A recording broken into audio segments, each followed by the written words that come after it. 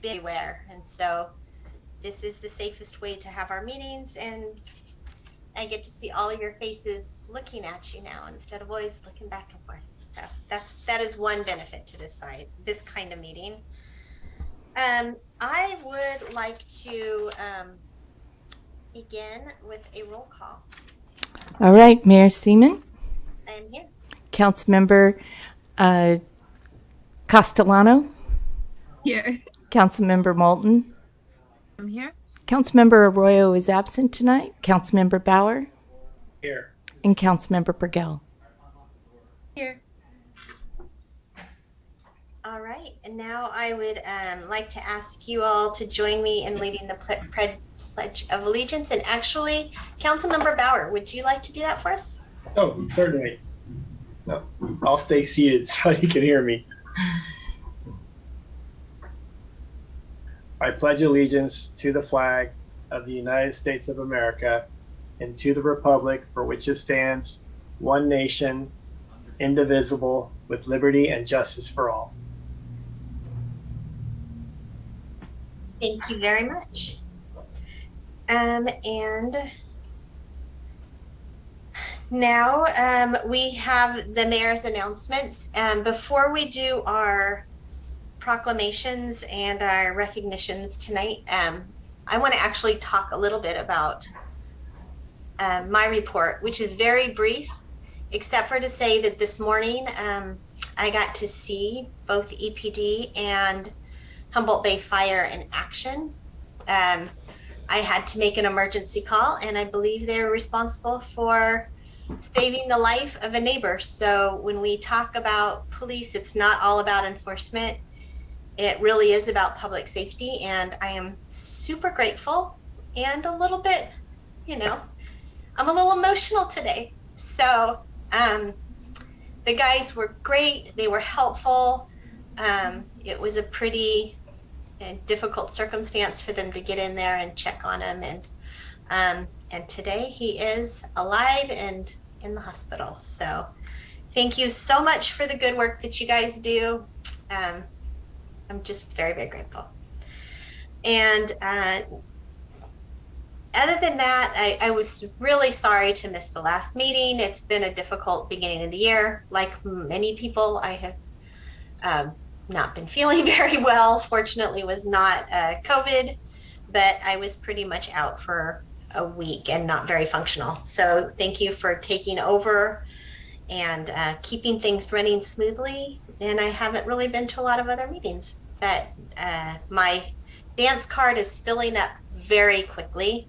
I'm looking forward to the HSU bookstore ribbon cutting this week. We don't do a whole lot of public events anymore, but that is still going to happen. And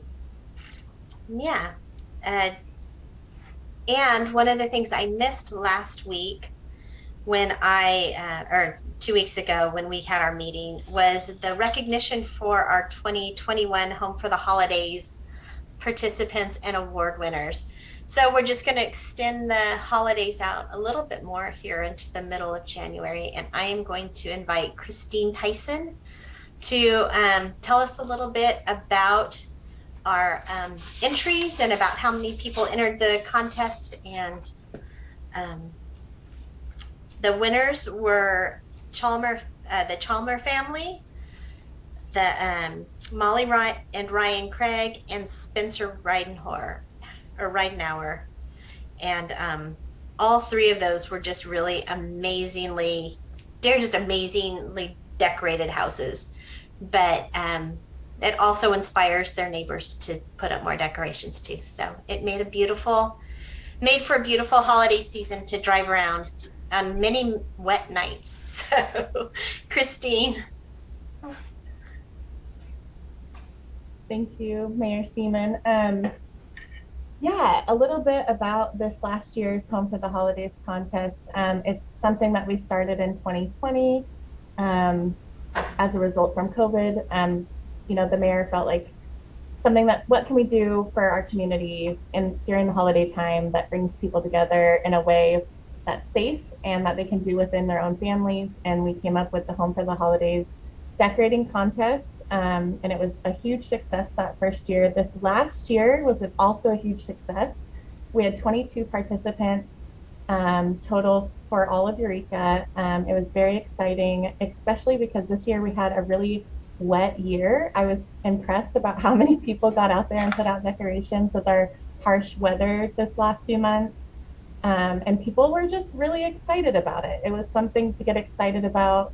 The city of Eureka was really honored to host the event, and our winners this year did an amazing job.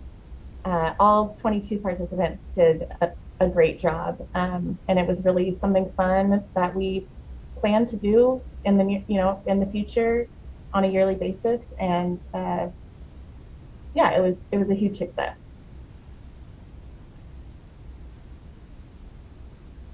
Christine, did you, Yeah, I was just gonna mention, I do have, I just put up, I don't know if I can share my screen here, Pam. Yes, you can. Okay. You guys are gonna have to tell me what you can see here. we can see your screen. Okay. It's not a presentation mode, but there you go, now you are. Okay. So we had the third place winner at 5937 Walnut Drive. This was a bright one. We had a really fun time driving by this. Our second place winner was 3815 Pennsylvania Avenue. Of course, we don't have the right picture up here, but I'm sorry about that. And let's see if I'll find a picture for you guys. 3815 was our second place winner. And then, of course, our first winner here on 2726 P Street. Let me find the real pictures and I'll share them with you guys. Susan did a great little video for that. And I'll have to share that with you guys. But yeah, it was really successful, and our first place winner there on B Street was just amazing. He had an Advent house, so each and every day he had something new, and so that was just something fun that people could do with their families. And we really appreciate everyone participating this year. And his house is one that, if we had the picture, you would recognize it probably if you're from Eureka and if you are somebody who drives around to look at lights. He's on the corner of Henderson and P. And he has, both sides, both the Henderson side and his He has both sides completely decorated. He has a little moving train. He has letters to Santa that kids could leave in the box. It's really fun to talk to him about it because you could just tell that he gets so much pleasure from it, which you must have to for all of the work that he puts into it, because it's just an incredible amount of work. And then he does it every single day. He does something new. There it is. There we go. I'm sorry about that. Yeah.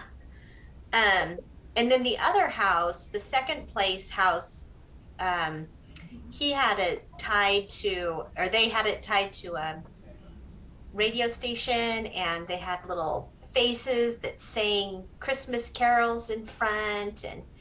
And it was, in fact, my kids were super stoked with that one. They laughed and giggled, and they're in their 20s. So, you do not have to be a child to enjoy things like this.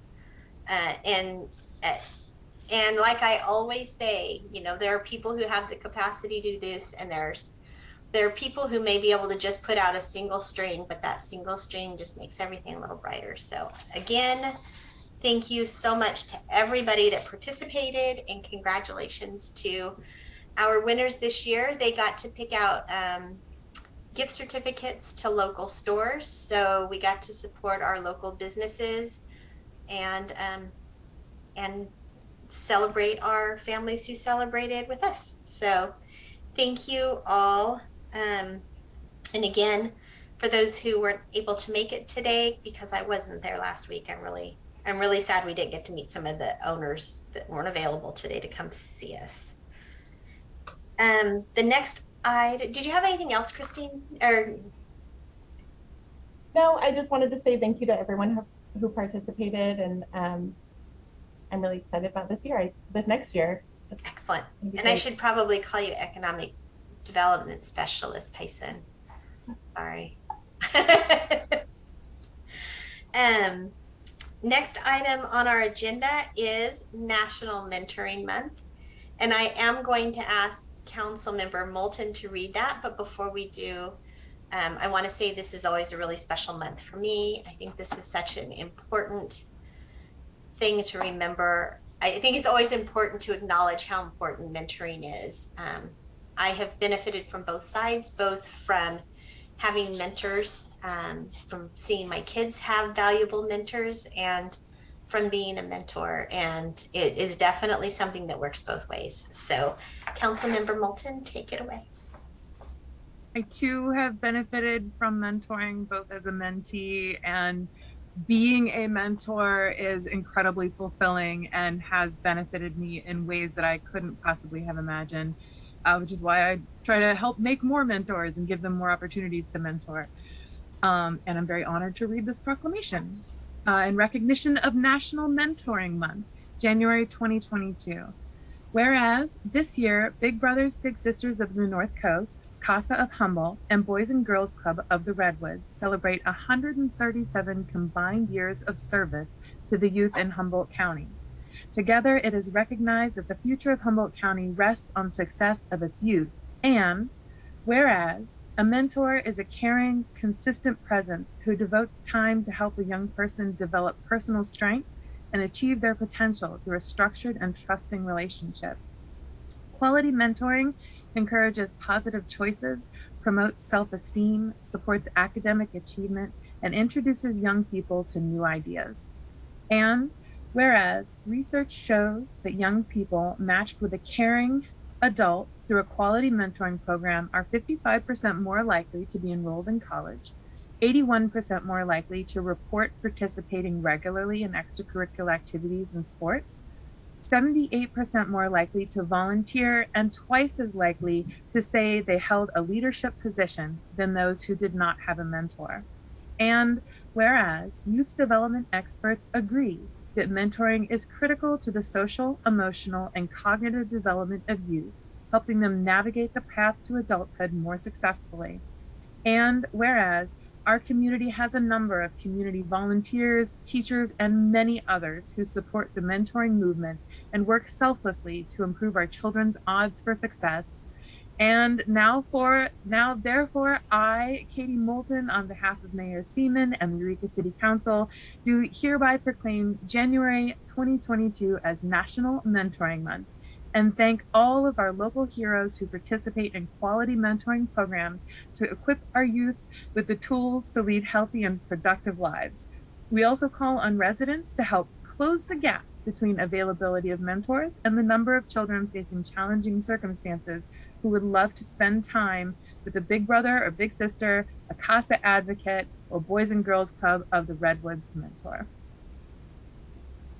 Yay! Maybe even a North Star Quest mentor. So we train 20 new mentors every year.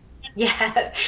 And we have the executive director of Big Brothers Big Sisters of the North Coast here, Florence Parks, also a representative for the Open Space Parks and Rec Committee or Commission for City of Eureka. So Florence, would you like to say anything? Thank you, Mayor Seaman, and thank you, council members in the City of Eureka and all residents. We are so grateful for the participation that you have and investments that you've made in youth by bringing awareness to mentoring. Mentoring, just like our, like I will tie it to our most recent presentation with the lights. It can be really fancy and it can be very simplistic. So if all you have is the strip of lights to put in the window, giving a child visibility and letting them know that you're there and that you see them is a big thing that you can do to support a young person. And we call that spontaneous mentoring. But we also need, especially for our most at promise youth, we need mentors to step up and fill the gap. Every child needs 5 positive adults in their life. And so if we can, those kids that might not have an aunt or a cousin in the area, or just a positive person that's driving them towards their success, that's asking them questions about their personal interests and spark, if they don't have that, then they're more likely to go in directions and be led in directions that perhaps would stray from their possibility, from their purpose. So I just hope that each of us are being intentional in our efforts to mentor our peers, even workplace mentoring. There are so many ways that you can just invest in one another and invest in a more collective community. So I thank you for your time, commitment to mentoring, and I thank you for honoring it right now where we can celebrate and bring attention to it, but it's an all year long thing. So it doesn't end today. So there's always a way that you can get involved. Tonight we also have coming up is Thank Your Mentor Day. So if you've had a mentor, and I know we all stand on the shoulders of those that came before us, and someone's invested in each of our lives. If you had a mentor, maybe you haven't had a chance to tell them thank you. Thank Your Mentor Day is January 27th. And so take that time to write a note or post on social media, or just give them awareness and give more visibility to this important effort that we have in our community. Thank you for the time and your individual investments. And please feel free to call on Big Brothers Big Sisters anytime you might have an interest or want to know more about our mentoring efforts in our community. Yay, thank you. It reminded me of Mr. Rogers when he did his speech and he asked everybody to take a moment and think about the people who helped them get where they are today. So, council members, when you have your council reports today, see if you can share somebody who is important to you. And before we move on to the next one, I will just say, I often think about my neighbors growing up. My next door neighbor, Biff and Gloria, and Arlene across the street, and they taught me so many things and gave my mom a much needed break when she needed a break. But I don't think they realized what an impact they had on me growing up. So thank you for reminding us to remember that, Florence. My honor and privilege. Our next item is equally important, but certainly not as happy to talk about. We have Human Trafficking Awareness Month, and for that we are going to ask Councilmember Burgell to read the proclamation. Thank you, Mayor. In recognition of Human Trafficking Awareness Month, January 2022, whereas the United States was founded upon the principle that all people are created with the inalienable right of freedom, and added the 13th Amendment to the Constitution, making slavery illegal. And whereas slavery within the United States is most often found in the form of human trafficking, which weakens our social fabric, increases violence and organized crime, and debases our humanity. And whereas victims of human trafficking are typically forced to work in various forms of labor exploitation, including, but not limited to, commercial sex acts, drug processing and distribution, and other services induced through force, fraud, or coercion. And whereas, due to its isolating nature, many individuals locally and across the globe are unaware that trafficking exists in Humboldt County and neighboring counties. And whereas it is estimated that more than 20 million men, women, and children around the world are victims of human trafficking. Whereas Seroptimus International of Humboldt Bay and Eureka are working to abolish human trafficking through education, advocacy, and collaboration.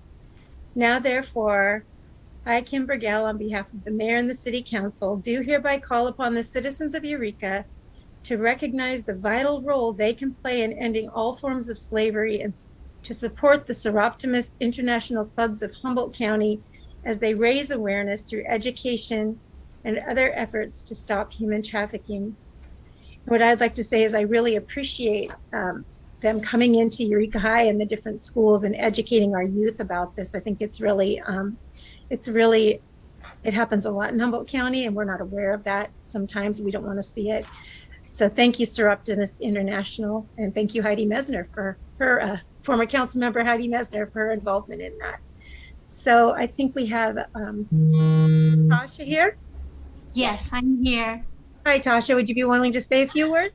Just a few words. Thank you so much. Thank you to the mayor and to the city council members and other staff in attendance. I appreciate you and also the others that aren't in this meeting and all the hard work that you do to make our community a wonderful place. I'm a native, moved away twice, couldn't wait to come back home both times. So I'm very proud of our county and as well as our county seat, Eureka. I'm Tasha Martins Bowling. I'm president, a proud president of Optimus International of Humboldt Bay. We are a 40-member strong club, a very vivacious and energetic women.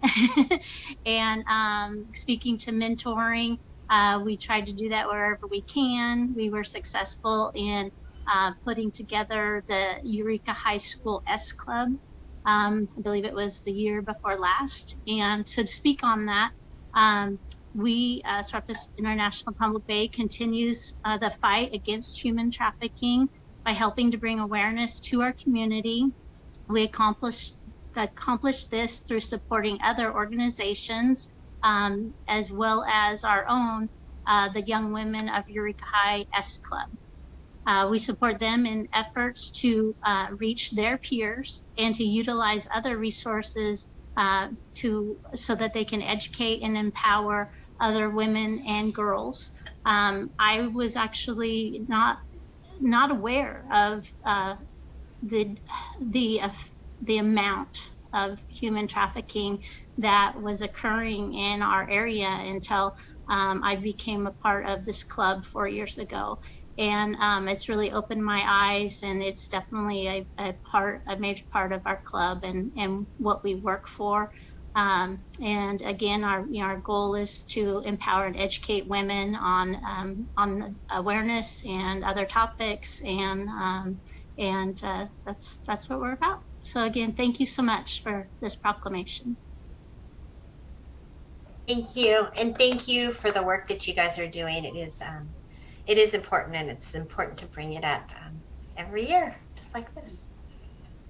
And for all the good work that Sir Optimus does. And you're right, especially in areas of mentoring. I feel like you can solve a lot of the problems by doing the good stuff in advance, that upstream thinking. So you guys are looking at both sides. I like it a lot. I am going to move on now to our presentations.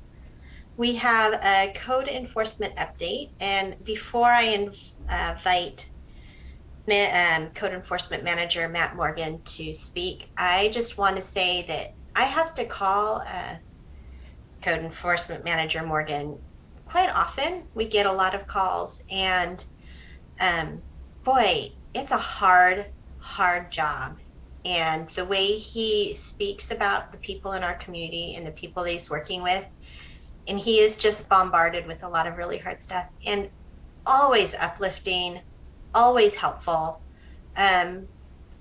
Just so grateful that we have a very small team doing a lot of work. So thank you, Matt, and I would like to invite you now to share with all of us all the work you're doing.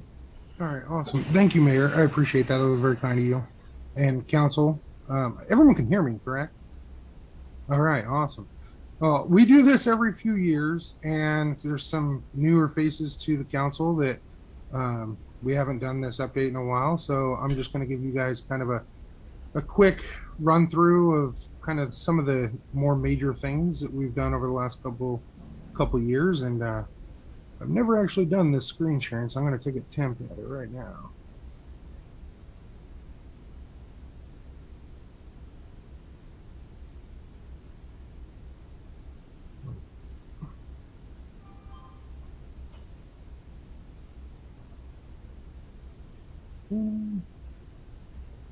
All right, can you see it?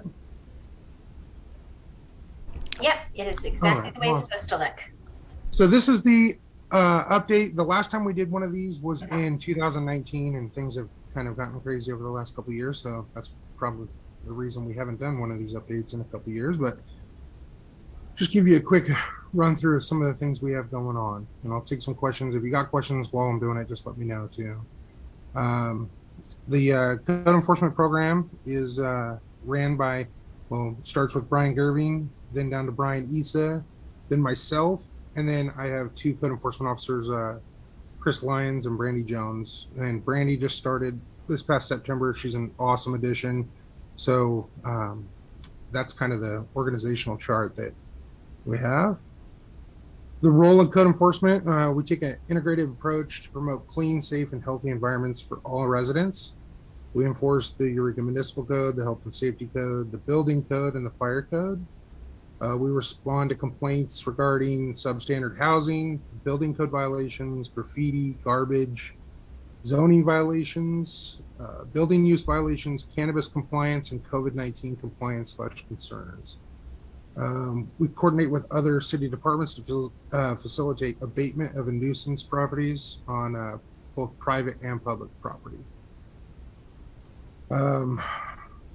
Agency collaboration.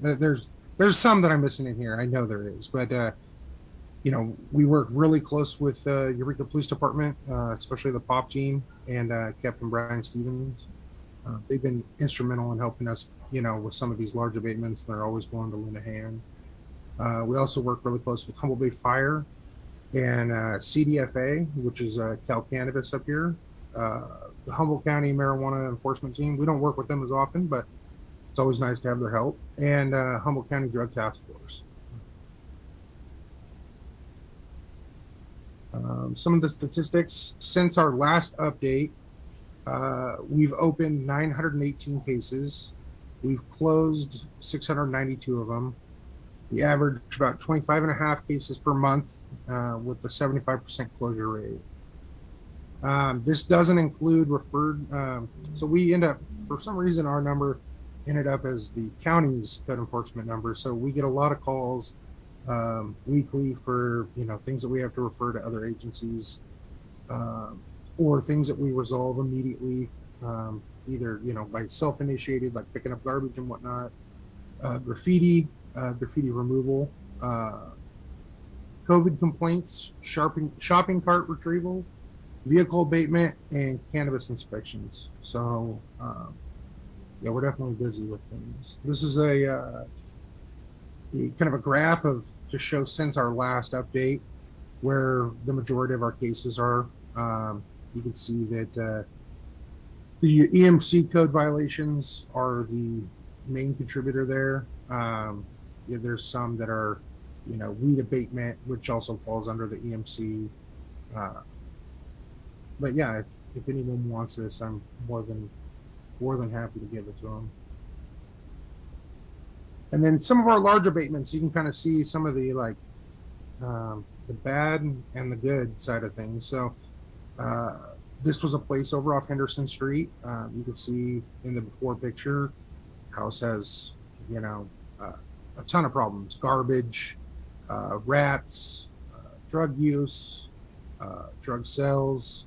We end up getting involved, and usually what goes along with those conditions, actually 9 times out of 10, there's hazardous conditions inside the residence that end up having to be abated. So you can see that we cleaned up all the garbage, and the house was vacated and secured, and this is it now in the current form it's in. So it definitely was a big change for that neighborhood, and they were super happy to get that cleaned up. And this doesn't happen overnight. This is years in the making usually. I'm sure everyone's familiar with this one. It was over off Harris Street. We were getting complaints of, the same activity that I just explained. Only with this one, we had people living in, RVs and digging latrines in the backyards. We ended up securing the house, cleaning up the property, getting rid of all the garbage. It stayed secure, most of the time, people kept breaking into it. They were using it to, put their graffiti tags on. Eventually, just a couple weeks ago, someone was seen, leaving the house, and shortly after, smoke bellowing from it. And you can see that the house has now been removed, and the picture in the bottom right is how it sits today. This one over off Hawthorne was, plaguing the community for years. A lot of gang activity, stolen vehicles. They were having like a chop shop in the backyard. Inside the residence was just as bad. Hazardous electrical, hazardous plumbing, garbage, gang tags on the inside. The neighborhood was just riddled with.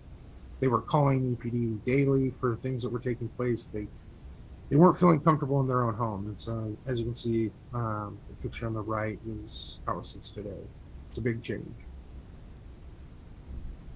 The Royal, this was not fun abatement at all. And we're hopeful to see this thing turn around and get back to some sort of good standing here in the very near future. 2146 California Street. This was another one. I don't have great after photos. It does look a lot better. This wasn't a case that was brought to us, or it was a case that was brought to us by Humboldt Bay Fire. They responded to a medical aid call. Elderly woman needing assistance. When Humboldt Bay Fire got there, they saw the conditions in which the house was in and immediately called us. And after taking a quick glance at it, we obtained an abatement warrant, or an inspection abatement warrant, and found the house not to be livable. And it currently sits vacated and sealed at the moment. And the next of kin is actually trying to find a way to move this property through probate and take some sort of possession of it. We did this one recently, 1811 and 1819 California Street. I'm sure people are familiar with it. The amount of garbage that was in the back was unreal. The neighbors were all afraid to call it in due to the activity that was taking place there. It was constant foot traffic day and night, to and from. People living in, 6 people living in a 100 square foot shed in the back that had extension cords running to and from the house. The wiring was scary, to say the least. And we just recently cleaned that up, and the bank is trying to get it back into someone's hands. That the owner's deceased on this one, and so the bank is trying to get it into someone's hands that will actually turn this property around. So right now it sits in the boarded state that it is. This one recently, the property owner is in jail. We've been trying to get it cleaned up for quite some time, and it kind of speaks for itself. Went in hazardous conditions, ended up having to vacate and seal the house on this one, and cleaning up the garbage, and removing, I think, 5 vehicles from the back of the property that were, windows busted in. They were non-operable vehicles, and even some out in the front that had all their windows broken in and were just sitting on the street. This one off I Street was a problem property for years. The neighborhood complained about it for a long time. As you can see, it started with, concerns about the foot traffic and the smell of marijuana. Showed up, did an inspection, found out that they had been stealing PG&E very dangerously. Tried to work with the tenants that were there to get them to correct some of the stuff, and it just became to a point where it was too dangerous for us to allow them to continue and with what they had going on. And as you can see, it is now for sale in the market. They're asking a pretty penny for it at this moment. So it got cleaned up, which is great for the community. Cannabis. So we deal with a lot of cannabis related activities as well. In the last few years, we've had, I'm just going to give you a quick glimpse of kind of some of the things we've been dealing with, but by no means it's just a fraction of the cannabis related stuff that we dealt with. But, we've removed a couple hash labs in the city. Some of them were operating almost as a commercial operation. This one was over off Jacobs. People were apparently living in this condition as well, which rolled over into an arrest, and some ghost guns recovered, and it turned out to be a bigger deal. This one right here is an actual licensed facility that we have in the city of Eureka. All that cannabis that you're seeing right there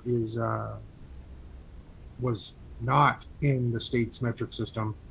We stopped and did a random inspection and found that there was over 1,000 pounds of cannabis there that was not in the state system, or the stuff that had been destroyed by other people, other businesses within our community, not in Eureka, I'll say, but it was all turned over, and it has since been destroyed.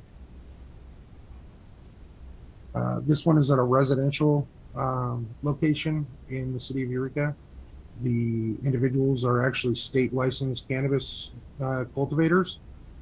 They have a couple big farms, but they were operating everything from their home. We recovered, I think, somewhere, don't quote me on this, but I want to say like 1,300 pounds of processed cannabis, and then over 35,000 pre-rolled joints. They had hash. They were mailing it out using the postal service, just circumventing everything, and it's what's killing everything right now. So we oversee 110 different cannabis licenses in the city. We work with cannabis companies to make sure the compliance is taking place, not only at a local level, but with the state requirements being adhered to. In the last 3 years, code enforcement, with the help of EPD, has probably removed $15 to $20 million worth of illegal cannabis from the market. We've also kept the community safe by removing clandestine hash labs from properties. This last year was the first year that we've actually gotten calls from citizens wanting to know how to make their own personal cannabis cultivation, how to bring it into compliance, which is great. I love hearing that. So, and like I said, just due to time constraints, I didn't get into a lot of it. Since our last, about a month ago, we did a shopping cart ordinance update. Since then, this number needs to be updated. It changed from yesterday. We removed over 175 shopping carts from the street in the last month. And we're trying to work with some of these main violators, them being Target, Walmart, and Glencoe being the main contributors to the carts on the street. We feel that we can get pretty good compliance from 2 of them. So one of them's not really, taking responsibility at this point. COVID-19, we've been asked to deal with all the COVID-19 complaints that come in to the city. Over the last 2 years, we've had hundreds, if not thousands, of calls that we've responded to from the public with concerns to COVID-related things. We've worked really hard to try to provide this service. We understand it's difficult, and we want to keep everyone safe, but while still promoting economic growth. So that's kind of, this is kind of just a quick summary of everything. And if anyone has any questions, feel free to ask. If you don't mind closing your thing, then I can see. Yeah. Does anybody on council have any questions or comments? Councilmember Bauer. I don't have any questions, but I just want to thank you, Matt, and your staff for all the hard work you guys do. It's an underappreciated job that is so important. And seems like in the past few years, things have improved greatly across the city. So thank you. for all you do. Really appreciate it. I appreciate that. Councilmember Burgell. Thank you so much, Matt Morgan, for the presentation and for all you do. I'm just curious for the public. So, for instance, I'm looking at some of the places that you've had boarded up, and then they're fixed up. Some of the places with broken windows and that type of thing. And I've been getting complaints recently, more than usual, about boarded buildings on 5th, 6th, and then of course on our street. Does that mean that they are not in compliance, or what does that exactly mean, and who's responsible to have those windows fixed and that type of thing? Okay, I know they're probably all different, but yeah, in regards to like some of these, not all the houses that you see in Eureka that have windows boarded up are done by code enforcement. Like, there's a lot of places that, you know, they vacate them and seal them due to people breaking in. We have a lot of absentee owners or people that maybe lived there and passed away, and their kids have moved out of the area and they're now responsible for the properties. So instead of fixing them and you know, either selling them or, you know, getting them back on the market in some way, they just seal them up and they sit that way for a long time. We do keep a vacant and boarded list of, you know, and if we don't have it on there, we'll add it to it. We do it every 2 months. We do our quarterly inspection, I should say, of all of our vacant houses. And, you know, they're required.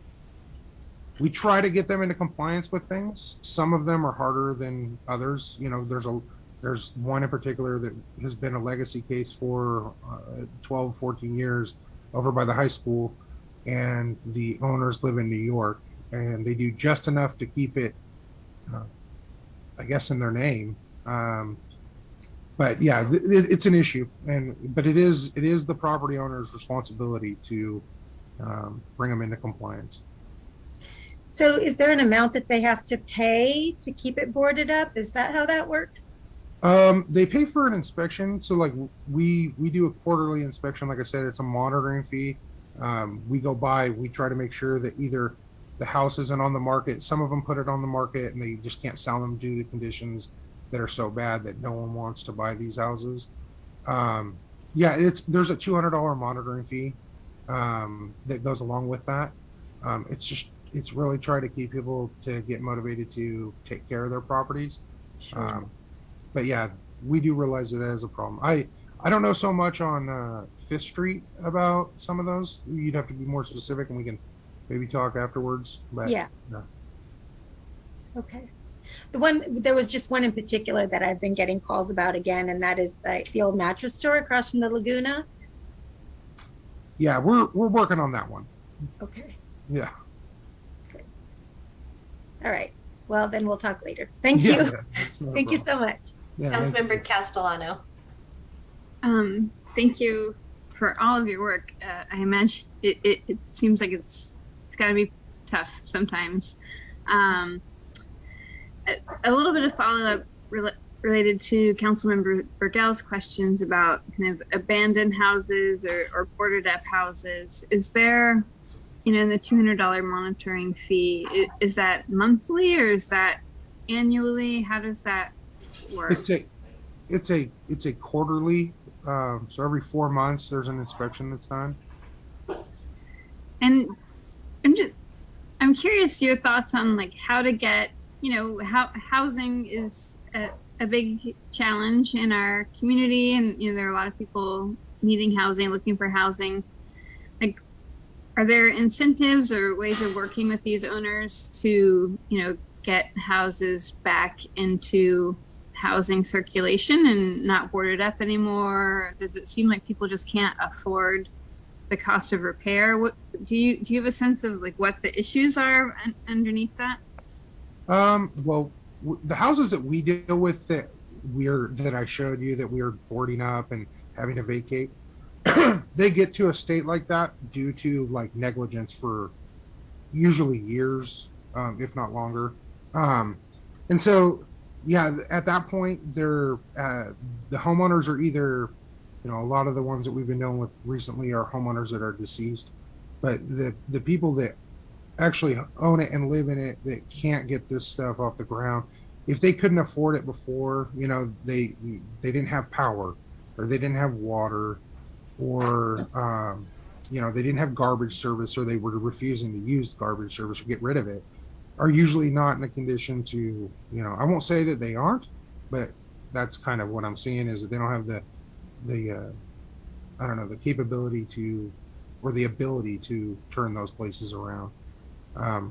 We do try to work with everyone as much as possible. Bringing family into the picture, try to help them. How can we provide a dumpster or whatever? Usually we try every avenue before it gets to something like that. But yeah, that's, a lot of those places are like that.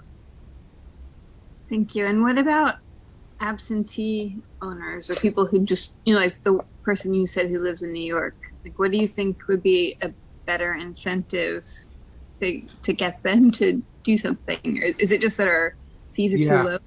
Or if I had an answer to that, that house wouldn't be boarded up, right? Or, in the state that it is right now. I wish I did. You can talk people all day long and they'll tell you what you want to hear, but proof is in the pudding, and they just haven't done it. So, but if I come up with something, I will definitely try it. I will do whatever I can. Thank you. Councilmember Moulton. I'll just quickly add my gratitude and say that there's obviously a lot on your plate, but it's super important work for quality of life around here. Just folks knowing that they can do something about a house that makes their neighborhood feel less safe is really reassuring. And I know that you've definitely worked on some places close by me that were big concerns to our neighborhood, and I'm really grateful for that. Thank you for working so hard. I'm glad you were able to get an extra person on board, because boy, does it look like you have a lot on your plate. Yeah, there could be 10 of me, and I still think we'd be super, super busy. So thank you for that, though. So, and kind of along those lines, you're certainly limited by the capacity, your ability to be enough people to do this work. But when somebody is concerned about a house in their neighborhood, just what are some of the processes that you have to go through so people understand you can't just be like, oh yeah, that place is a mess, and sometimes it takes a while for you to finish it up. So what are some things people might have to wait for? Yeah, so the initial, after someone calls us, we do, what we'd like to do is do a drive-by inspection just to see kind of if it's in the state that they say they are, or reaching out by a phone call, seeing if there's anything, if there's any validity to the complaint. Because we do get complaints that just are unfounded. But on the one that is founded, let's say, try to make contact with, either the tenants there or the responsible party for the property, the owner. Find out if there's any truth to it. If there is a valid complaint with it, usually we're not having to deal with these cases. Don't go on for periods of time where I get involved, to where we're having to serve abatement warrants on them. If a homeowner is responsible or a tenant is responsible, they usually handle it and no one would be concerned about it because the problem would have already been solved. But let's say they don't resolve those issues, a letter sent off. It gives them a period of time depending on the severity of the circumstances. A letter sent off, and then afterwards, if they don't meet those deadlines, then we have administrative citations, which can they can accumulate for a while. You have to build a case, and sometimes those things take time, and a lot of people get super frustrated because they live next to the situations. They're dealing with it firsthand. So I understand everyone's concerned with that, and I try my best to move as quickly as possible. You got to understand that this stuff goes to court. A judge does look at it. You have to have the probable cause to do these things, and there's quite a few of them. We have legacy cases. There's, I think my caseload right now is over 90 cases, just mine. I think Brandy's is at like 45, and Chris is at somewhere around where I'm at.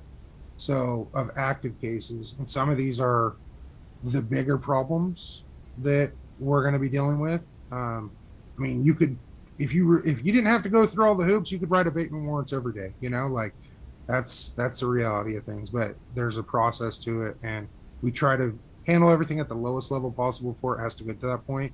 So we try to work with people, you know, even though the neighbor wants it solved immediately, maybe giving them a dumpster, or, you know, going out and trying to help them, you know, clean up whatever it is, if it's simple, that you can help clean up, to try to provide relief is the best way to deal with it.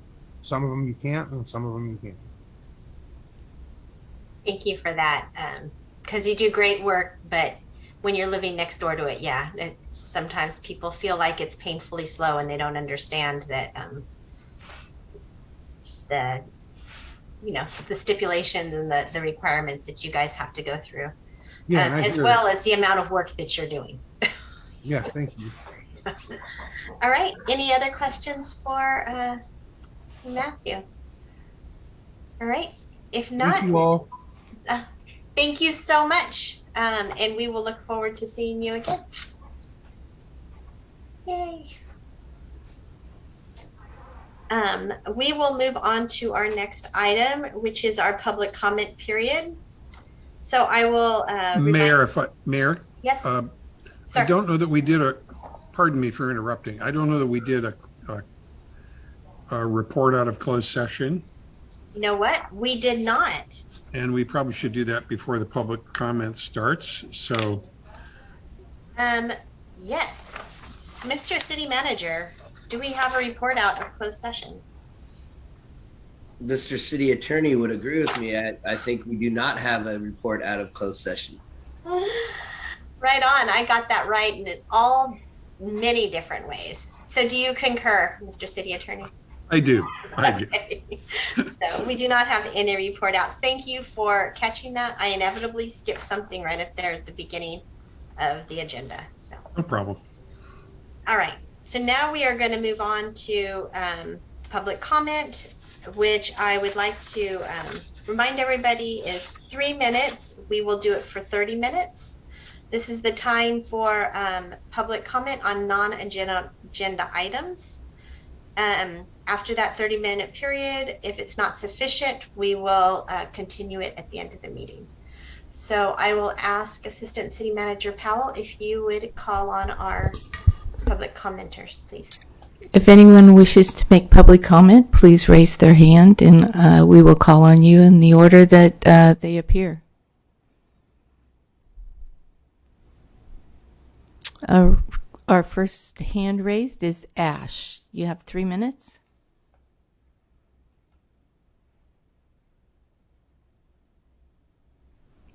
Ash, we can't hear you. You're muted. There you go. That better? Yes. Hello, my name is Ash Teeter. My wife lost her job to the city of Eureka's unconstitutional vax mandate in October of last year. When I say unconstitutional, I am not alone. Recently, the Supreme Court ruled that the vax mandates for businesses over 100 employees, that they were not constitutional, and that they violate people's rights. I also heard that the city started requiring its employees to get the COVID booster shot to keep their jobs. Here are some related news headlines from the past week that you folks might have missed. The World Health Organization now recommends against booster shots. Says they're not sustainable. Pfizer CEO recently stated that 2 COVID shots are pretty much worthless, and that boosters will not protect against Omicron. Also, that Omicron-specific shot should be ready in 3 months or so, unless other variants come out in between now and then. An Israeli study found that a 4th shot of COVID-19 vaccine can't prevent the Omicron infection. Intracranial infection cases are up 60-fold since the vaccines rolled out, but it can't be caused by the vaccines, masks, or the swabs, since they're all safe and effective, according to the CDC. Dr. Kazuhiro Nago on Japanese TV said that he used ivermectin as early treatment for about 500 COVID patients, which with a practically 100% success rate. And he asked for nationwide use. CDC COVID guidance for cruise ships changed to be optional now. Crazy. New York's race-based preferential COVID treatments, new guidelines say that whites may not be eligible for antibodies and antivirals, while non-whites are. Official data in the UK suggests that triple vaccinated are developing acquired immunodeficiency syndrome at an alarming rate. A study from Kaiser, Berkeley, and California universities and the CDC COVID response team found that Omicron variant infections were associated with reductions in risk in 52% of hospitalizations, 53% of symptomatic hospitalizations, 74% of ICU admission, and 91% mortality rate relative to Delta infections. So basically,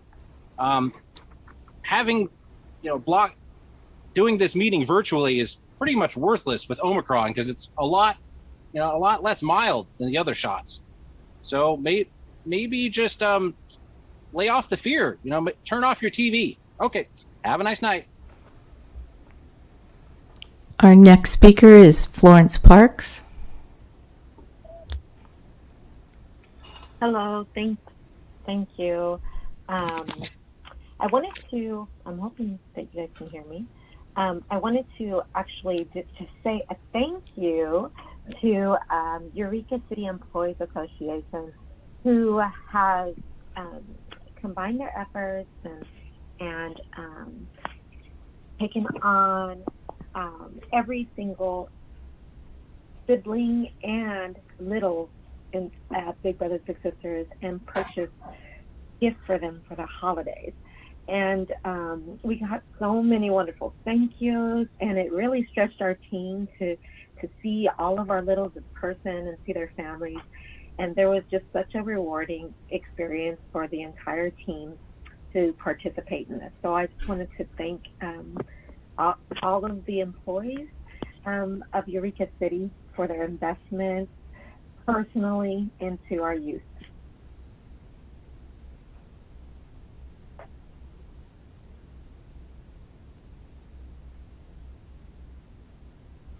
Thank you. You got it, Kim. Yeah, oh, yeah. Our next speaker, phone number ends in 2918. Go ahead, please.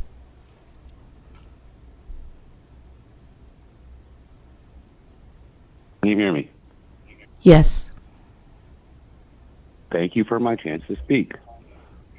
I find it very interesting that the Eureka City Council announced that January 2022 would be mentoring month. As a mentor, someone who has mentored and someone who still mentors, smiles are the most important thing that the future generation needs to see. Unmask the children. Do not promote new technology that is unsafe for the children to be injected into their arms in a county where we have banned GMOs to be grown in the fields, but you still say it's safe for our children. If you truly believe in mentoring, you will not continue with this shady policy. If you truly believe in the future of our children, you will end the mask mandate this evening. Thank you for my time. I don't have anyone else with their hand raised, but if you don't know how, okay, Cornelius Lowenstein, please go ahead. Good evening, dear citizens, dear council. Can you hear me? Hello? Yes, we can hear you. We can hear you. Beautiful. Thank you so much. Well, there's a handful, unfortunately, just a handful of engaged, concerned, caring citizens standing outside City Hall. I'm one of them. And it is rather ludicrous to cut us out and to keep us out of City Hall at your whim and at your like or dislike. I want to salute the code enforcement for their Herculean effort trying to rein in the spirits that the council summoned. Yeah? Beware the spirits that you summoned, as Schiller said in the Sorcerer's Apprentice. But here we are. We can only hope that the city council will finally recognize political activism for what it is and stop discriminating against political activists. Let us back into City Hall, hear the plea of their constituents, their concerns ongoing for many years. There's a concerned group of citizens showing up at City Hall, and we have justified grievances that we address, and we need the city to hear that and to address those issues. In the last couple of days, I saw whole police units cleaning up homeless camps and driving through town with trailers full of garbage that they pulled out of homeless encampments. It is an environmental as well as a human catastrophe that needs to be addressed.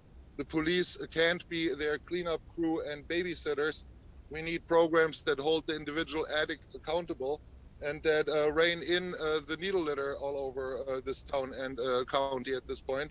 And some people need to be held politically accountable. And on a different note, there is still the line of under God in the pledges of allegiance. And if Scott Bauer claims that things in Eureka have gotten better, I don't know what he is smoking. Things are continuously getting worse. And somebody needs to step up to the plate, as I always say, step up or step aside to make Eureka safe again. Thank you so much.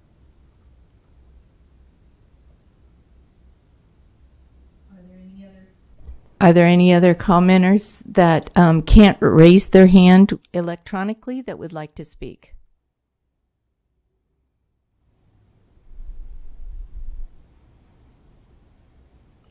If so, please unmute yourself and let us know.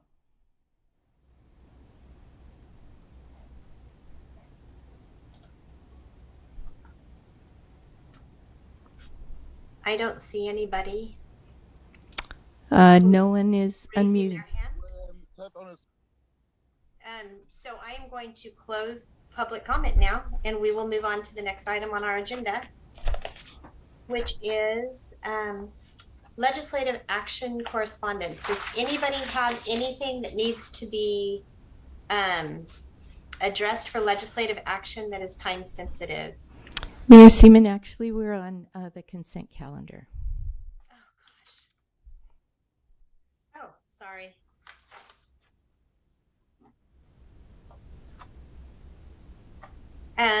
Okay, so we are now on the consent calendar. I skipped ahead. I do know we wanted to have one item pulled. That would be item F5 about the California Poet Laureate. Does anybody have anything else they wish to pull from the agenda or the consent calendar? All right, then can I have a motion, please? So moved. Thank you, Councilmember Burgell. A second? Second. Thank you, Councilmember Maurer. And a roll call vote, please. Councilmember Castellano? Aye. Councilmember Moulton? Aye. Councilmember Bauer? Aye. Councilmember Burgell? Yes. 4 yes votes. Councilmember Arroyo absent. Motion carries. Excellent. And I know Councilmember Burgell asked to pull the letter of support for the California Poet Laureate. Would you like to tell us why, Councilmember Burgell? Sure. So when I saw this item, first of all, I just want to say that I really appreciate David Holper and all of the great work he's done as our first Poet Laureate. And what an honor and a privilege to be nominated at a state level. And I just wanted to acknowledge that he has done such a great deal in working with our youth and our community to move forward. And I still would love a copy of the Tolawat poem you wrote. So with that, David, would you like to say a few words? You're here, right? Yes, I am. Congratulations. Actually, would you like to explain, did we explain exactly what it is? He was the Eureka Poet Laureate, but we are currently hoping to make him the State of California Poet Laureate. So, yes, we are. For those who didn't catch that. Thank you, Susan. Mayor. I just wanted to say, Mayor Seaman and all the council members and everyone present, just what an honor it is to be nominated by the city council for that role. And I did some research actually on the California Poet Laureate position, and I talked with Council Member Castellano about this, and there's never been a California Poet Laureate north of San Francisco. So most of them have been either in the Bay Area or in Southern California. There have been a couple from the Central Valley area, but most of them were associated with a big university in one of the cities. So I just think it would be terrific if we in Eureka, had a statewide poet laureate. So I hope that's the case. I brought a poem with me tonight, just if some of you haven't heard my poetry before, if that's appropriate. I think that would be lovely. It's waste to have you here and not have How about appropriate? So this was a poem that I wrote over the summer. I did quite a bit of hiking this summer, and at one point I hiked down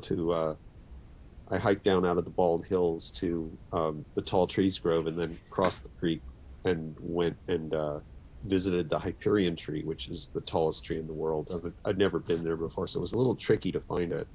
And this poem is about that, hiking to Hyperion. Can everybody hear me okay, or should I turn up my volume? Okay. Just after the summer solstice, I hike to see Hyperion, the tallest tree in the world.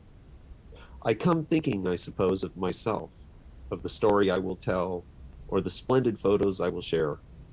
Hiking up the creek, though, I lose myself in the cold, clear water, the lazy scooting of the green frogs who kick and swim away, unafraid before my feet. The light echoes that same green and sweeps away whatever foolish ideas or worries I have borne with me. I climb over, balancing on the moss-covered way, careful to keep my footing, careful to do no harm. I lose my breath, I lose my way, wandering up a false trail, thinking, resigning myself to failure. I hesitate, winded. Then, without thinking, I let the forest draw me over one more fallen tree. I ascend the hill above where the ancient giant stands. At its base, you cannot see just how tall the tree really is, which is a giant among other giants, but it is enough to show how small a thing I am. I stand there growing smaller for a great while, thinking of the centuries this tree has stood here. It will stand long after I am gone. And larger still the sky, the universe bending down upon me. First, and I silently give thanks to be in the presence of such a magnificent living thing before I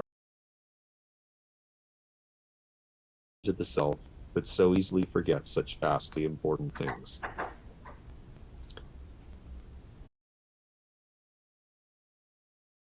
Period. I love it. It has been on my list for the last 2 weeks too to get over there. So now I'm even more moved and inspired to do that. Yeah.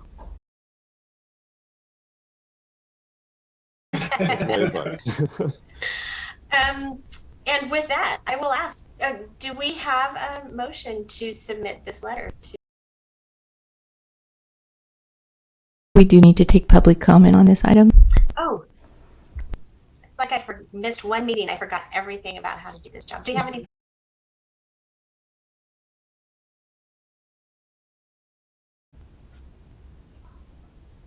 All right, seeing none, I will bring it back to council and ask for a motion.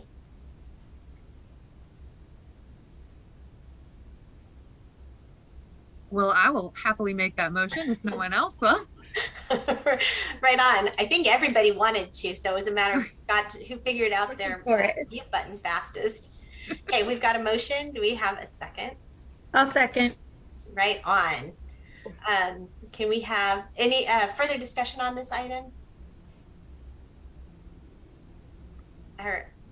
Councilmember Castellano? Oh. Just thank you, David Hopper, for being here and sharing a poem. It's been really wonderful having you as our first poet laureate, and it's going to be exciting to nominate you for the state. Thank you so much. Councilmember Burgell, did you have something you wanted to say too? I just wanted to say what an honor this is for our city and our region. And thank you for all of your great work. I love the new poem and it's inspiring me to also maybe take a hike. So good luck with everything. You're appreciated. Thank you so much. Excellent. We have a motion and a second. So can we have a roll call vote on this, please?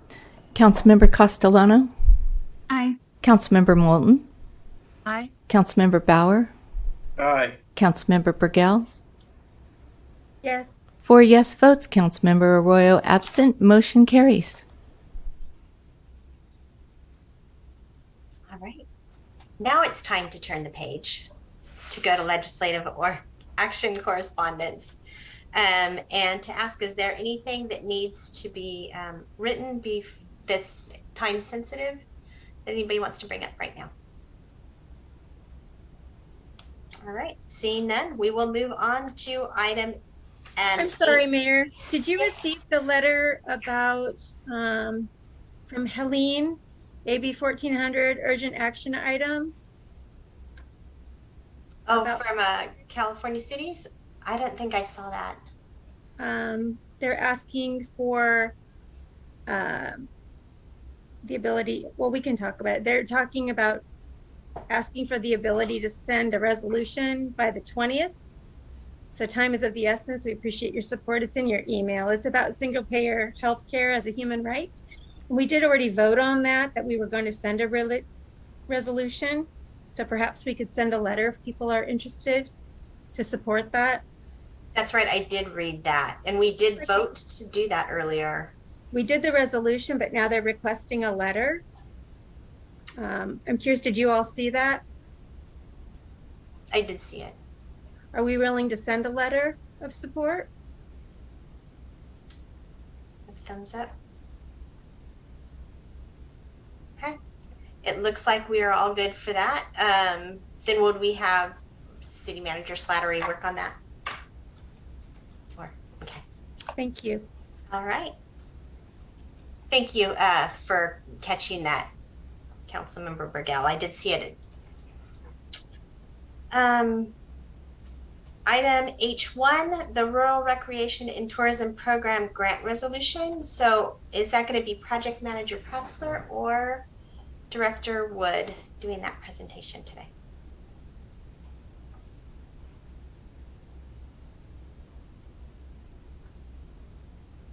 I see Director Wood here.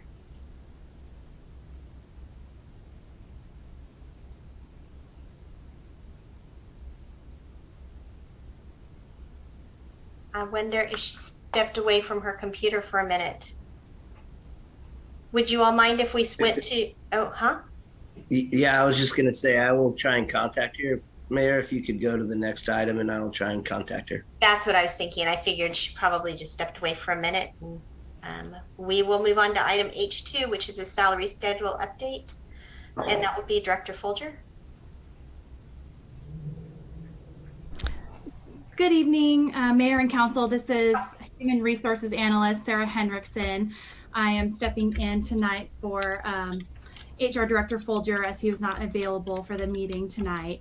And I apologize. I tried to start my video and now it's giving me some error message. But as long as you guys can all hear me, I think we're good. We could hear you well. Thank you. And thanks for stepping in. Of course. So good evening, Mayor and Council. Thank you guys so much. Tonight I am stepping in to talk about the salary schedule for 2022. This item is being presented separately as required by law, and this is also a requirement of PERS that the council approve the salary schedule when it is updated. Senate Bill 1436 requires that changes to executives' pay be reported orally, and so the changes to the salary schedule reflect the previously approved 3% cost of living adjustment that went into effect on January 1st of this year, and is applied to the salary ranges for all permanent city classifications, including the salaries for the following executive positions, which I will name here. We have the city manager salary, which is now at grade code 303, the chief of police grade code, which is at 291, Public Works Director is now at grade code 251. The Assistant City Manager pay is now at grade code 261. And then the Community Services Director, Finance Director, and Human Resources Director are now all at grade code 241. So in conclusion, staff recommends that the City Council adopt a resolution approving the city's updated salary and pay rate schedule for all regular full-time and regular part-time position titles and classifications to reflect the cost of living increase that was approved for January 1st, 2022. Thank you, and I'm here if you have any questions. Thank you very much. So does anybody have any questions? All right. Seeing none, I will open it to public comment. Does anybody from the public want to speak on this item?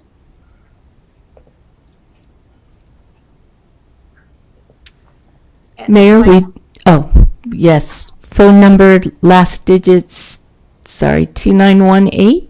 Go ahead, please.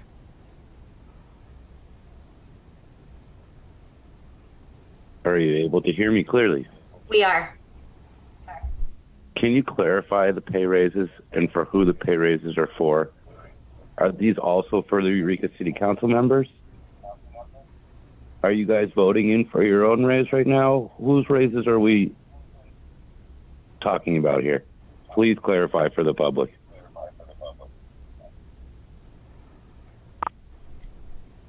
So she did just read everybody who was in the management position, who was on that. It is literally everything she just read. And then it also includes regular part-time and temporary positions. It was unclear to me. Thank you so much. Alrighty. Do we have any other comments on this? I do not see anyone else. Alrighty. Oh. Oh no, 2918. We just. That's the same. Yeah. Sorry. Point out that in case people don't know that the agenda that gets published in public contains a link to the salary schedule that we're talking about. There's dozens of different sections, and absolutely everybody's salary is listed there and all the different steps. So it's fully open. You will have to go actually read it because there's a lot of information, but it's right there. You can go see what everybody makes. And no, we aren't voting on our own pay. If I could clarify. I'm not supposed to answer questions, but I just wanted to point out that the information is there and available, and you just have to look at it. If I could clarify too, council is not taking action on any raises tonight. They're approving the salary schedule for the year. And this is required by statute that we do this annually. And we must read out the grade codes of each management position. Council's salary are set by the charter, and they make $500 a month. The mayor makes $600 a month, and that's been in place since the early 90s. So just to clarify, they don't ever get to vote on their own raises. The voters of Eureka do that. Thank you. All right. Do we have any further discussion or a motion on the item before us? I'll make a motion to adopt a resolution of the City Council approving the city's salary pay rate schedule for all regular, full-time, regular part-time, and temporary position titles and classifications, reflecting salary adjustments for various positions and establishing pay rates for new classifications. I'll second. Thank you. Any further discussion on this item? All right. Then I will ask for a roll call vote, please. Councilmember Castellano? Councilmember Moulton? Aye. Councilmember Bauer? Aye. Councilmember Burgell? Yes. 4 yes votes. Councilmember Arroyo absent. Motion carries. Alrighty, so we will move back to item H1, Rural Recreation and Tourism Program Grant Resolution. And it appears we have Community Services Director Wood here with us. Good evening, Mayor and Council. My apologies for missing that cue. We are bringing forward a rural and tourism grant opportunity, Prop 68 opportunity for Cooper Gulch. What's really wonderful is, although we didn't get the last Prop 68 grant that we applied for, we were able to frame the current grant application for Cooper Gulch, going for a little under a $3 million ask. And so all of the same community input and effort that went into the initial grant that we put forth is going to go roll right back into this next grant opportunity, which is actually due on the 20th, on Thursday. So that is where we're at. And so we're just seeking a green light to submit a grant application. And staff are available for questions. Thank you. All righty. It is the ever popular and we hear about a lot. So any questions? Councilmember Burgell. Just one, Director Wood. Will this project, this grant resolution, is this going to support AstroTurf? Remember, we've had this conversation over and over again, so I just want to be clear whether AstroTurf is going to be included in this particular proposal. Appreciate the question and clarification. This grant opportunity does not fund that type of activity. So that aspect of the grant is not up for, we don't have to really make that decision today. This grant is specific to trail improvements, and the turf sports fields will not be a part of this particular ask. Thank you, Kim. Councilmember Burgell. Thank you for that clarification, Director Wood. All right, any other questions about this item? Seeing none, I will ask if there's any public comment on this item.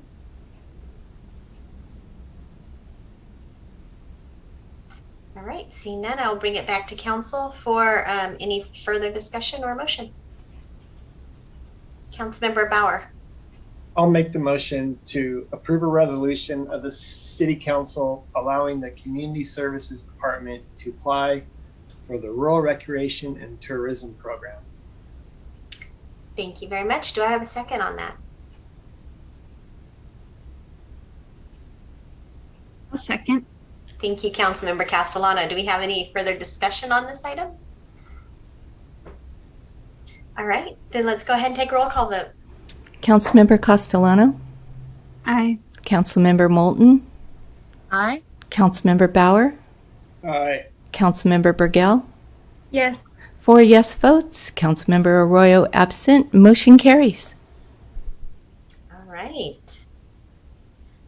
We are now moving on to reports and action items, and this is our fire apparatus purchase agreement.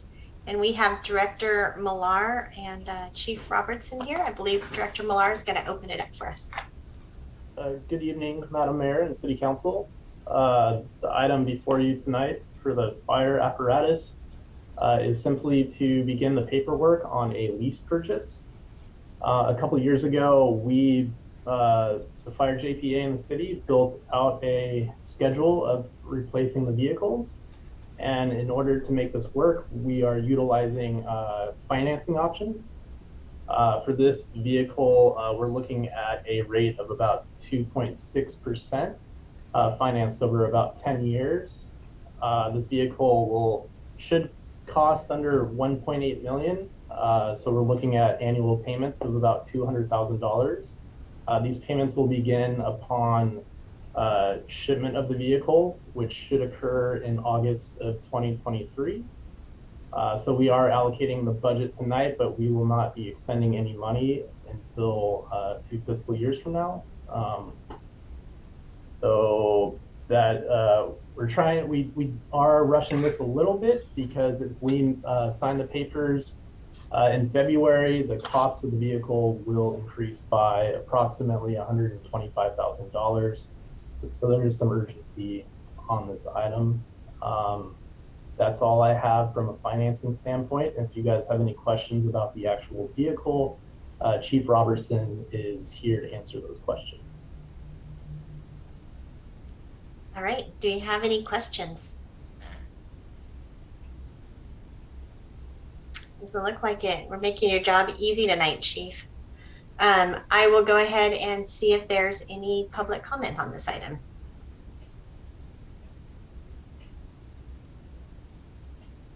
All right, I don't see any, so I will bring it back for a motion or any comments on it.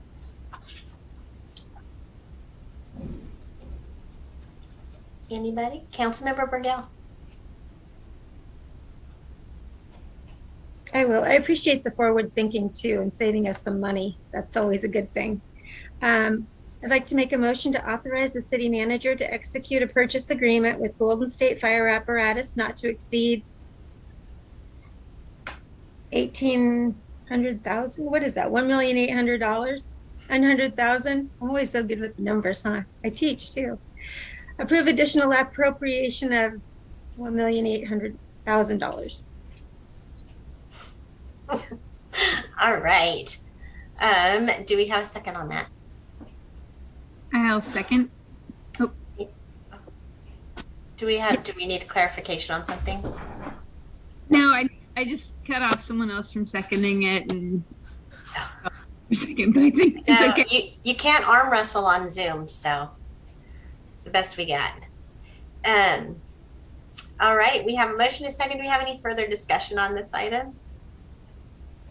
If not, then I will go ahead and ask for a roll call vote on it. Councilmember Castellano? Aye. Councilmember Moulton? Aye. Councilmember Bauer? Aye. Councilmember Burgell? Yes. 4 yes votes. Councilmember Arroyo absent. Motion carries. Thank you very much. The next item on our agenda is future agenda items. Is there anything anybody on council would like to bring up for future agenda item? Okay, I see Councilmember Bauer and then Councilmember Castellano. Yeah, and I'll talk about this in a little more detail. I attended a Code Red for Humanity presentation on Friday, and it's a really disturbing situation we're in as far as climate change goes and what we need to do as a society. And a lot of cities have developed electrification ordinances. So the goal has to be to literally electrify everything we have, from cars to your coffee pot to your stove. Everything has to be electric within a matter of a decade or so if we're going to prevent ourselves from being flooded out by all of our glaciers melting and ice caps. So I'd like for us to explore what that means, what an electrification ordinance would do. Half Moon Bay just went through this. San Francisco, San Jose, I think there's 44 cities now that have developed the ordinance where basically new development, everything's electric. We stop using what we call fossil gas, which is natural gas. So it's going to be a process. I know that, but I'd like for us or to direct staff to look at that and look at Half Moon Bay and others and see what that entails. Where do we start? Because we don't have a choice. And it's pretty clear when you hear from the scientists, some of the best in the world, from MIT, NASA, we've got to electrify. So I hope you all would be interested in starting this process of figuring out what we need to do. So, and this would be asking staff to bring back kind of Code Red ordinance for discussion? Yes. Okay. Who would like to see that on a future agenda item? Looks like Councilmember Burgell, you have a question? Well, I would love to see it as maybe as a report first, just to see the feasibility, what it's going to take, what we're already doing, those types of things, before I'd really want to be looking at an ordinance. I think I'd need a little bit more information. You're rubbing off on me, Mayor. I was thinking that was what he was asking, was to bring information about the other ordinances so we can understand it. Is that? Yeah, it takes a little bit of, there'll be some public outreach, there's a process to it. I just want to see us get it started as soon as possible. But it would be great for you all to see what we're talking about, what it means. And Acterra is the name of the organization, ACTERRA, and I believe it's probably recorded that from Friday. It's worth watching for you to understand what we're dealing with. But yeah, let's start with a discussion about what this entails, and we'll go from there. Alrighty, so I saw it. Okay, we've got all the thumbs up now. So that is your direction, staff, is to bring that back at a future meeting. And now Councilmember Castellano. Thank you. This item would fall within the legislative action correspondence category. As many of you probably know, the city of Eureka, a wide swath along the waterfront and in the Old Town downtown areas, is part of the state recognized arts and culture district. The state for a long, there's not many of them throughout the state, so it's quite an honor that the city's been recognized with one.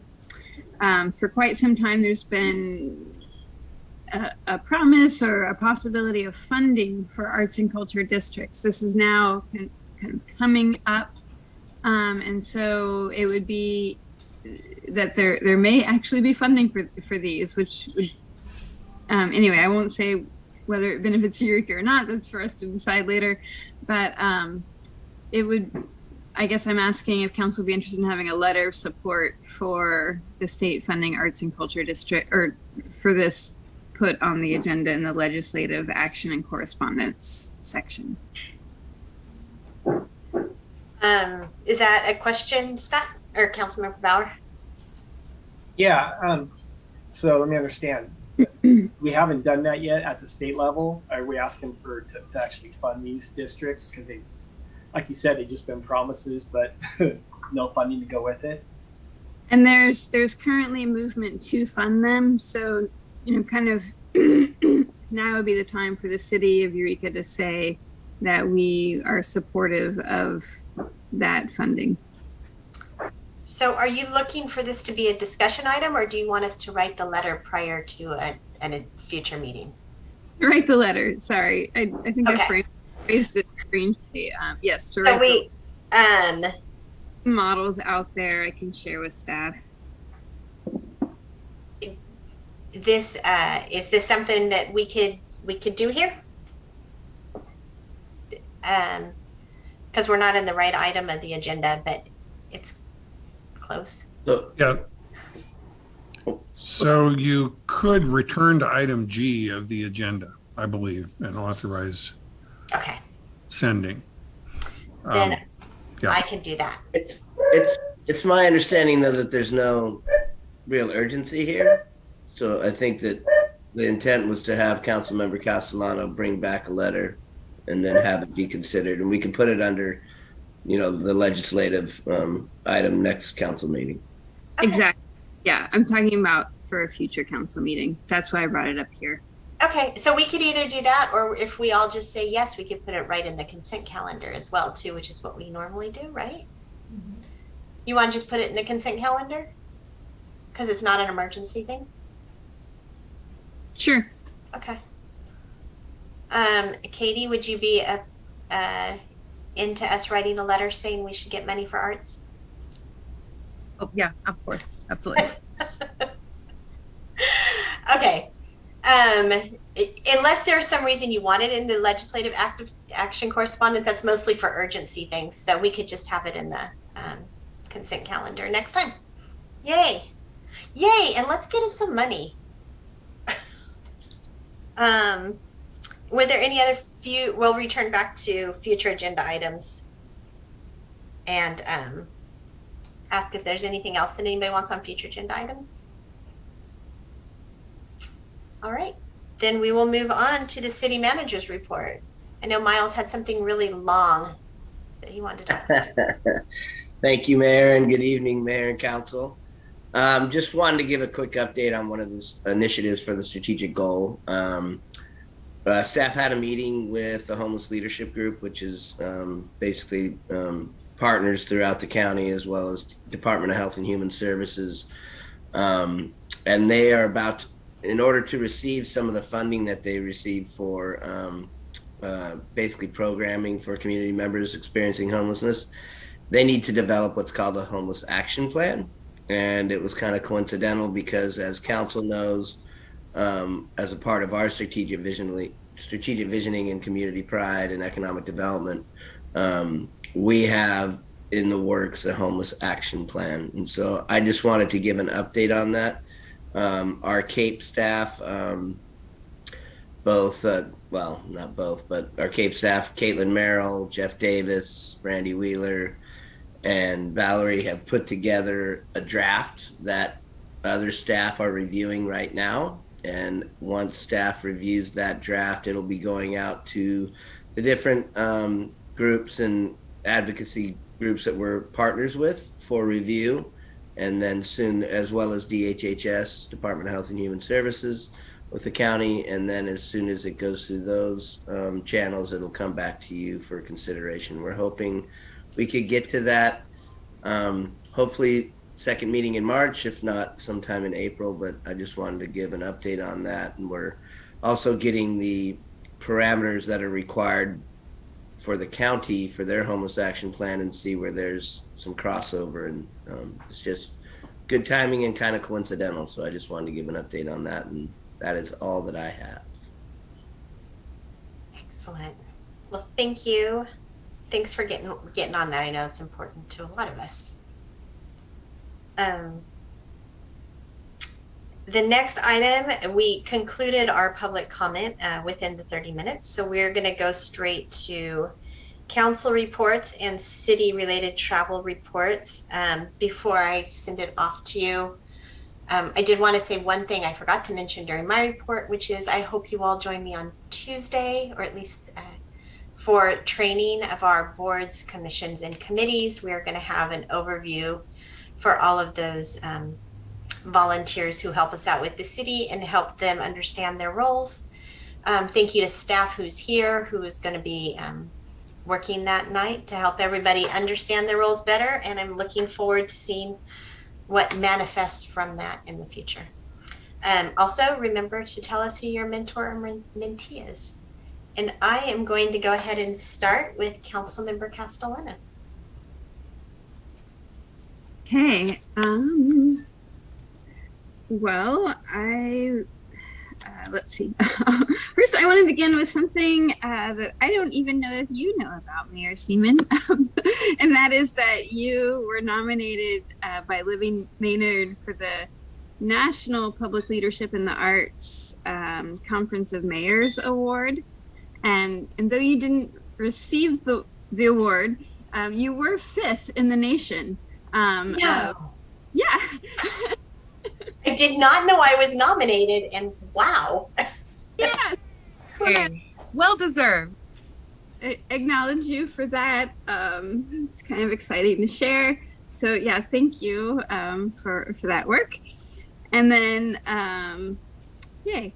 And then, let's see, I attended the HWMA board meeting in which we had a really two good presentations on recycling and the upcoming work around SB 1383, which is composting.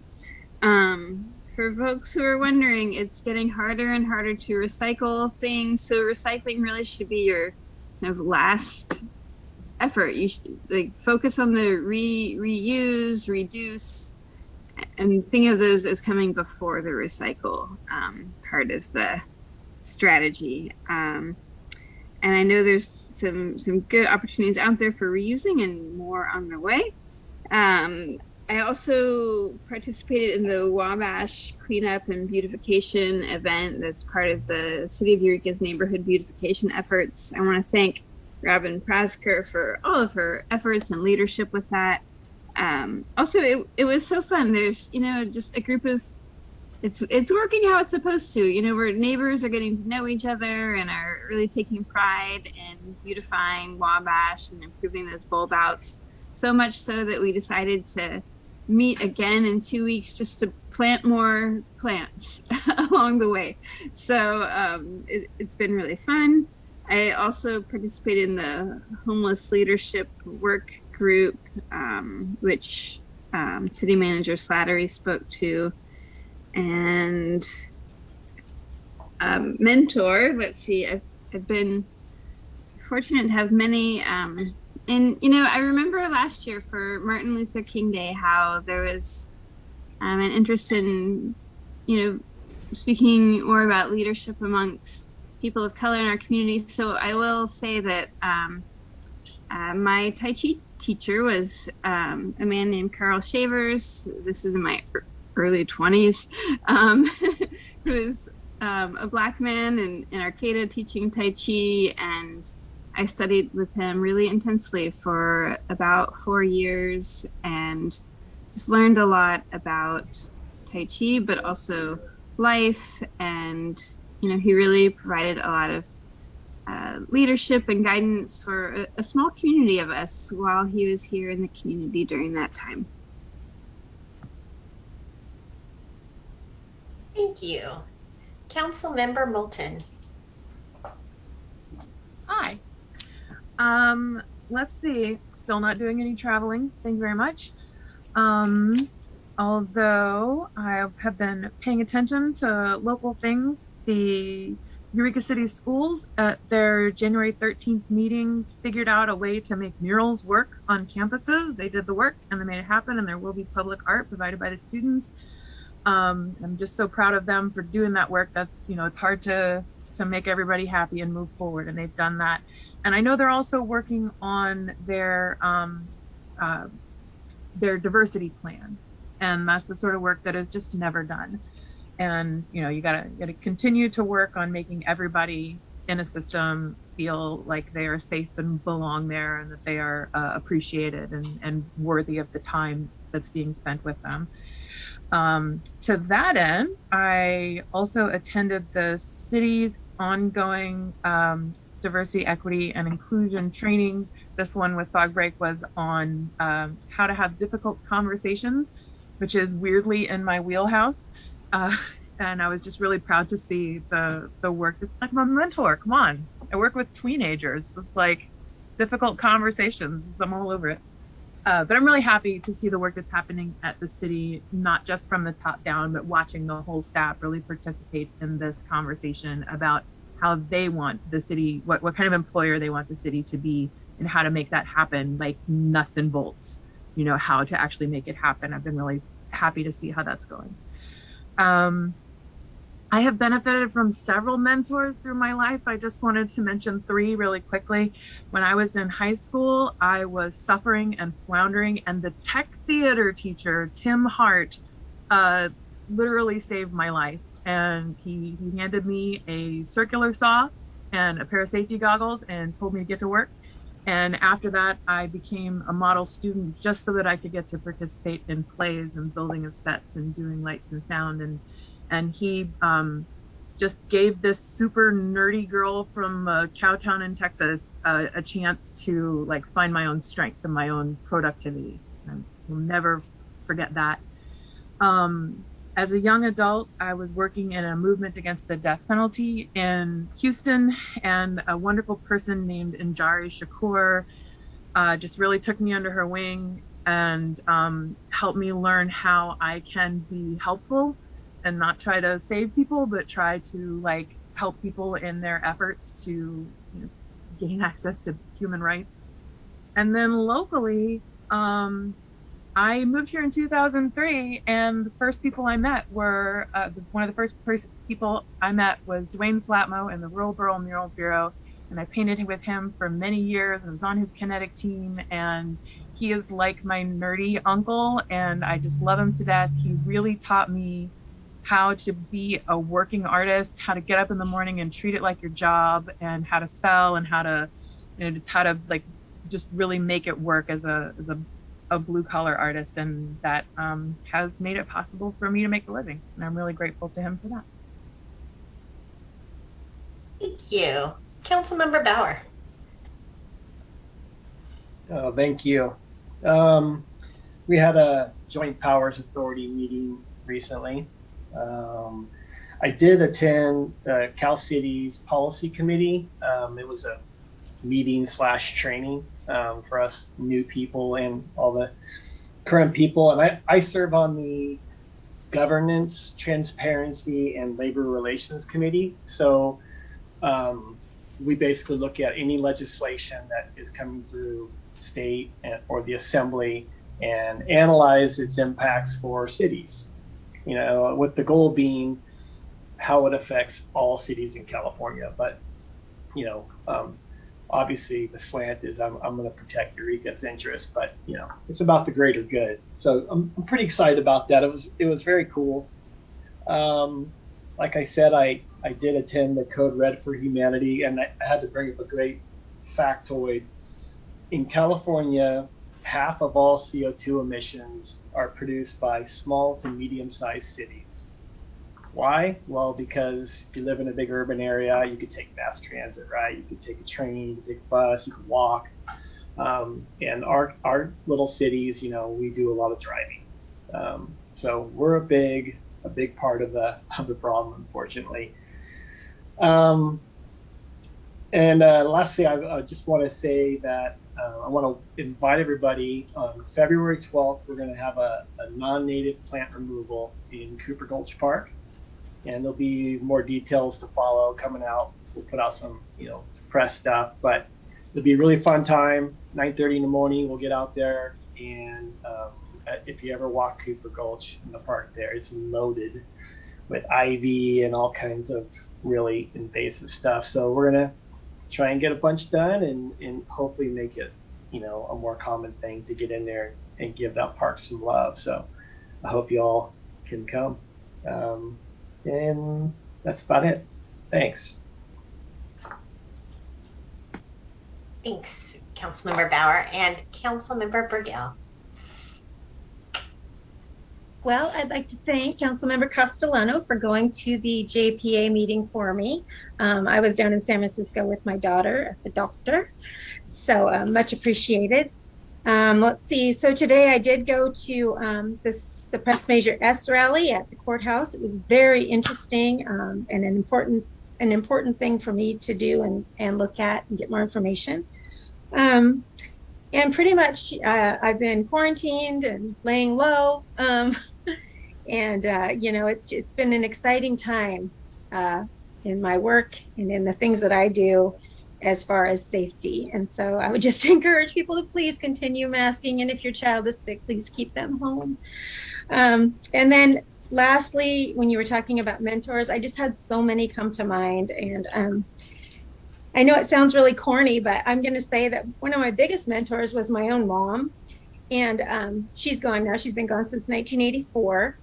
But she taught me very young about service and service to my community. And some of you knew that I grew up in the Salvation Army Church, and I played in the band and all of that, rang the kettlebell and all of that. And every Sunday at church, we were right there on 5th Street, and there would be these guys coming from the rescue mission. And, you know, and hobos or whatever they called them back then a long time ago. And my mom always made an effort to treat them like human beings. And even at times it was kind of uncomfortable, but she'd even have us hug them, like to welcome them. And it was kind of, as a kid, I'm going to tell you frankly, it was a bit weird and uncomfortable. But I learned then through her and through her actions and the way that she behaved in the community that it was really important to give back. Even if we had nothing, it was important to give back. You can always give back a smile, encouragement, you know, and that's been a real gift going forward. And I'm so appreciative. I mean, that's really one of the only things I have left that I learned from her that is just critical in my lifestyle today. So I won't name any more because I have like 4 that I have thinking of course, over time. I will say one more, and that one is Linda Atkins. I have to say that I'm such a geek that I used to watch council meetings for years prior to when I ever got on council. And I would watch the way that she engaged with people during council and her strength in moving forward in what she thought was right.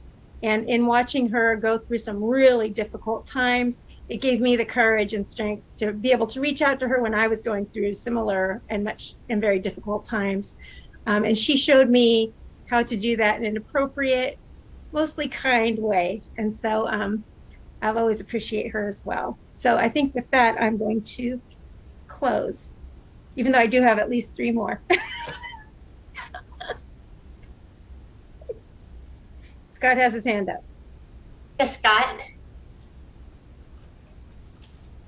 I forgot to do my mentor. I'm very, oh God. I have, like Kim, I have dozens of people that changed my life, at least I think. But I want to just recognize Johnny Calkins, who, when I started in the AmeriCorps program many, many years ago, you know, I was that idealistic youth.